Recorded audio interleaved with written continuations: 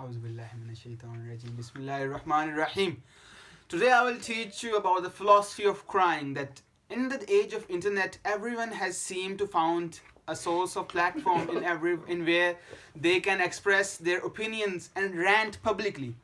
And that public ranting has created a lot of public confusion. To stop that public confusion, we need a solution.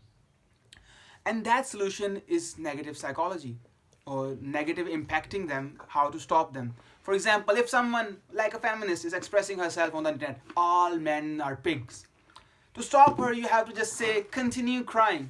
For example, an Islamic scholar comes up today and says that Muslims are haters and hating people is so wrong. Love is love. We are supposed to tell them, continue crying, because what they are doing, they're not bringing a logical or rational argument. They're ranting about their emotions and they're expressing their emotions and pain. They have atheists, liberals, they have a sob story. They express their sob stories online. Like, for example, I was born in a Muslim childhood, Muslim household. My parents used to abuse me. My father used to hit me when I didn't wear the hijab. I skipped the Friday prayer and my father broke my back. This was so harsh on me. And they say I am now an atheist. I took this decision by rational thinking, logical reasoning, etc., etc. They rely on emotions, and I will not call them wrong. Emotions are a good thing. You have to take your decisions based on emotions and rational thinking. For example, if someone doesn't feel jealousy, like your wife is messing up with another guy, and you're like, let her be her free woman, she can do whatever she wants, then you're wrong. You are ignoring your emotions of jealousy, then you're wrong. Sometimes emotions do hold valid logic and opinion in a lot of people, but not everywhere. And especially in the form of philosophical reasoning and philosophical principles that you base your life on. So when you see people on internet doing these things like expressing their emotions negatively or ranting about their life, which is, mostly they are living in a paradise. Like, for example, a Westerner, he's grown or she is grown in a easy life. She hasn't seen the sufferings of a third world country citizen. So they're expressing their rant. So you're supposed to tell them, continue crying, cry harder.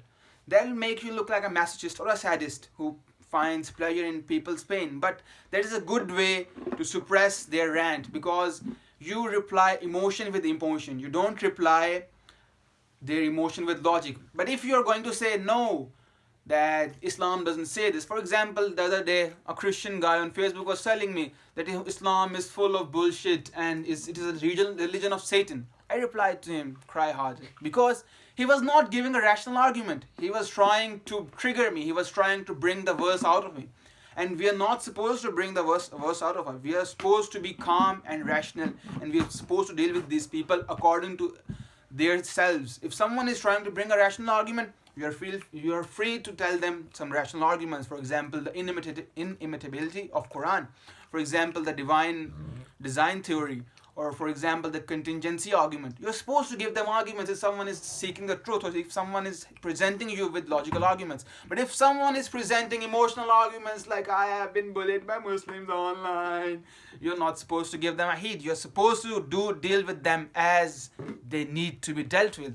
You're not going to tell a 5-year-old child drinking alcohol is bad for you.